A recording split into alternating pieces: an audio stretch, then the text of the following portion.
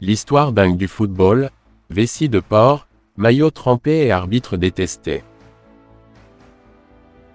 Le football, ce sport qui fait pleurer des supporters, hurler des entraîneurs et insulter des arbitres, n'a pas toujours ressemblé à ce qu'il est aujourd'hui. Avant d'avoir des terrains parfaits, des ballons ultra technologiques et des maillots qui ne collent pas à la peau, enfin, presque, il a fallu des siècles de tâtonnements, d'inventions improbables et de décisions absurdes. Accrochez-vous, car voici l'histoire rocambolesque du football, avec des détails que vous ne verrez pas dans vos manuels d'histoire. Aux origines du chaos, quand le foot était une baston généralisée. Bien avant que Messi et Ronaldo ne fassent pleurer les défenseurs, le football existait sous des formes, disons, brutales. Les premières tentatives de football, un sport de survie. En Chine, 3e siècle, avait JC, on jouait au coup de joue, une version noble où il fallait envoyer un ballon en cuir dans un filet sans utiliser les mains. Déjà un semblant de football, mais sans hooligan ni VAR. Au Japon, on avait le kemari, un jeu où les joueurs se passaient le ballon en l'air, tout en étant habillés comme des samouraïs. Le but, ne jamais laisser tomber le ballon, un peu comme quand on jongle avec un ballon de plage à la piscine. En Europe médiévale, c'était une autre histoire, là, on jouait au mob football, qui n'avait aucune règle. Imaginez tout un village courant après une vessie de porc gonflée, en essayant de la mener dans une zone adverse, tout en évitant les coups de poing et les tacles façon MMA. Résultat, des os cassés, des fenêtres explosées et des rois anglais qui ont tenté, en vain, d'interdire le sport sous peine de prison. Les maillots et les chaussures, de la chemise en coton aux tenues de super-héros. Au tout début, il n'y avait pas de maillots officiels. Les joueurs portaient juste leurs vêtements du quotidien. Le problème, après quelques minutes de jeu sous la pluie anglaise, ces vêtements pesaient le poids d'un âne mort. Pas très pratique pour sprinter vers le but. Les premiers maillots officiels apparaissent au XIXe siècle, en laine et en coton. Résultat, des joueurs trempés de sueur après 10 minutes, qui portaient des tenues plus lourdes qu'un sac de ciment. Heureusement, avec le temps, on est passé au polyester respirant, qui évacue la sueur et permet aux joueurs d'avoir l'air frais même après avoir couru 10 km. Et les chaussures. À l'origine, les joueurs jouaient avec des grosses bottes de travail. Pas idéal pour dribbler, mais parfait pour écraser les pieds adverses. En 1900, les premières chaussures à crampons font leur apparition. Avantage, plus de stabilité sur le terrain. Inconvénient, les crampons étaient en fer, et un tacle mal placé pouvait littéralement envoyer un joueur chez le dentiste. Aujourd'hui, on a des crampons ultra légers en carbone et fibres synthétiques, qui permettent aux joueurs de courir comme des fusées, et de simuler des fautes avec une grande élégance. Les ballons, de la vessie de porc au satellite sur le terrain. Le ballon de football a connu une évolution spectaculaire. À l'origine, on jouait avec des vessies de porc gonflées. Super pour l'aérodynamisme, ironie, mais avec un problème majeur, elles explosaient facilement, obligeant les joueurs à s'arrêter en plein match pour en trouver une nouvelle. Au XIXe siècle, on commence à les recouvrir de cuir. Problème, quand il pleuvait, le cuir absorbait l'eau et le ballon devenait aussi lourd qu'un boulet de canon. Imaginez tirer un coup franc avec ça. Aujourd'hui, on a des ballons en matériaux synthétiques ultra légers, conçus pour être précis et rapides. Et pourtant, à chaque Coupe du Monde, on trouve toujours un joueur pour se plaindre que le ballon est trop léger, ou trop rapide. Les gants des gardiens, de la douleur à l'art de l'arrêt. Pendant des décennies, les gardiens jouaient à main nue. Oui, essayaient d'arrêter un tir à bout portant avec des mains en chair et en os. Résultat, des doigts cassés et des gardiens qui devaient choisir entre continuer à jouer ou se reconvertir en pianiste, avec des difficultés. Les premiers gants apparaissent dans les années 1940, mais ce n'est qu'en 1960 qu'ils deviennent vraiment populaires. Aujourd'hui, ils sont faits avec des matériaux hyper technologiques, capables d'absorber les chocs et de donner un grip parfait, sauf quand il pleut et que le ballon devient une savonnette. Les filets, de la galère au but spectaculaire. Avant l'apparition des filets, il y avait un petit problème. Dès qu'un joueur marquait, il fallait courir après le ballon, qui finissait souvent dans la foule ou dans une rivière.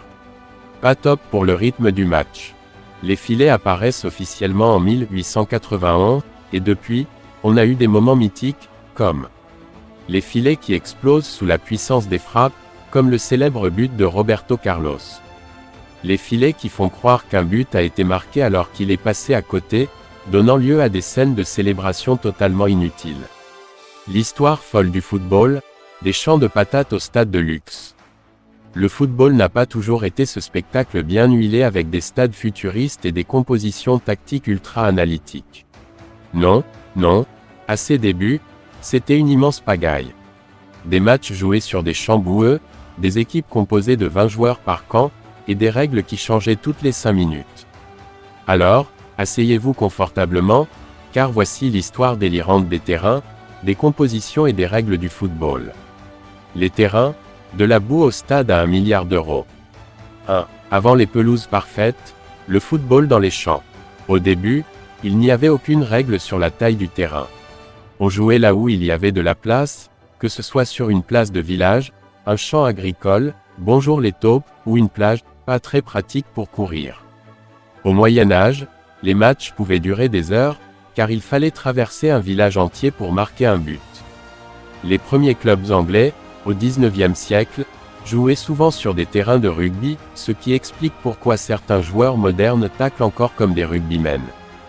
2. Les premières règles sur les terrains. En 1863, avec la création de la Football Association, FA, on décide enfin de fixer des dimensions officielles. Longueur, entre 90 et 120 mètres. Largeur, entre 45 et 90 mètres. Surface de réparation, inventée en 1902, avant ça, les fautes dans la surface n'avaient pas de vraie sanction. Point de pénalty, introduit en 1891, avant, on tirait le pénalty de n'importe où dans la surface, ce qui était totalement injuste. 3. L'évolution vers les stades modernes. Début du XXe siècle, apparition des premiers stades avec des tribunes en bois, et des risques d'incendie assez flippants. Années 1950 à 60, les grands clubs commencent à avoir des stades en béton, plus sécurisés. Année 2000, arrivée des stades high-tech, avec des pelouses chauffées, des écrans géants et des sièges plus confortables que dans certains avions. Aujourd'hui, on a des monstres comme le Santiago Bernabéu, Real Madrid, le Camp Nou, Barça ou Wembley, qui coûtent des milliards d'euros et accueillent des millions de spectateurs chaque année. Pas mal, quand on pense qu'au début, on jouait dans des pâturages avec des moutons en guise de public. Les compositions des équipes. De la pagaille aux tactiques de génie. 1. Au début, c'était le chaos. Les premières équipes n'avaient pas de nombre fixe de joueurs. On pouvait jouer à 20 contre 20, et la seule tactique était, tout le monde attaque, tout le monde défend. Le tout premier système de jeu ressemblait à une ruée sauvage vers le but, sans aucune organisation. Imaginez un match de foot de cour de récré, mais avec des adultes en short trop grands. 2. L'apparition des tactiques, 19e-20e siècle. Petit à petit, on comprend qu'il faut un minimum d'organisation. Les années 1870, on fixe enfin le nombre de joueurs à 11, histoire d'éviter les équipes de 30 joueurs qui empêchent le ballon d'avancer. Les premières formations, le 2, 3, 5 devient le premier vrai système de jeu. 2 défenseurs, 3 milieux, 5 attaquants, autant dire que la défense était un concept très flou à l'époque. Années 1930 à 50, on introduit le WM, 3, 2, 2, 3, inventé par l'entraîneur anglais Herbert Chapman, qui équilibre un peu plus attaque et défense. Années 1970 à 80, la révolution du football total des Pays-Bas, où tout le monde attaque et défend, sauf le gardien, bien sûr. Aujourd'hui, on joue en 4, 3, 3, 4, 2, 3, 1 ou 3, 5, 2, avec des joueurs qui doivent courir comme des marathoniens et respecter des stratégies ultra complexes, même si, parfois, un joueur talentueux fait n'importe quoi et marque un but de génie. Les règles du jeu. À l'origine, il n'y avait pas d'arbitre. Les joueurs s'auto-arbitraient, autant dire que c'était une foire d'empoigne. Puis on a décidé d'ajouter un arbitre, mais sans sifflet. Il devait juste hurler « faute ». Pas hyper efficace. Les innovations marquantes. Le sifflet, 1878, finit les cris « place au tweet », qui énerve tout le monde. De l'anarchie au VAR, et aux polémiques. 1. Les débuts sans règles, bonne chance à l'arbitre. Avant 1863, le football était un joyeux bazar. Pas de hors-jeu, les attaquants attendaient juste devant le but comme des voleurs. Pas de pénalty, un défenseur pouvait casser la jambe d'un attaquant sans trop de conséquences. Pas de carton, résultat, des matchs qui ressemblaient plus à un combat de rue qu'à un sport. 2. Les grandes réformes. Le hors-jeu, 1863, inspiré du rugby, mais tellement compliqué que même les arbitres ont mis 100 ans à bien l'expliquer. Le penalty, 1891, parce que certains défenseurs n'hésitaient pas à tacler avec un fusil à pompe, façon de parler. Les cartons jaunes et rouges, 1970, inventés après que des joueurs aient continué à jouer même après une expulsion. Les règles modernes, VAR et co. Aujourd'hui, on a la VAR, mais même avec 27 caméras, des ralentis et des lignes dessinées sur écran, les polémiques n'ont jamais été aussi nombreux. Conclusion.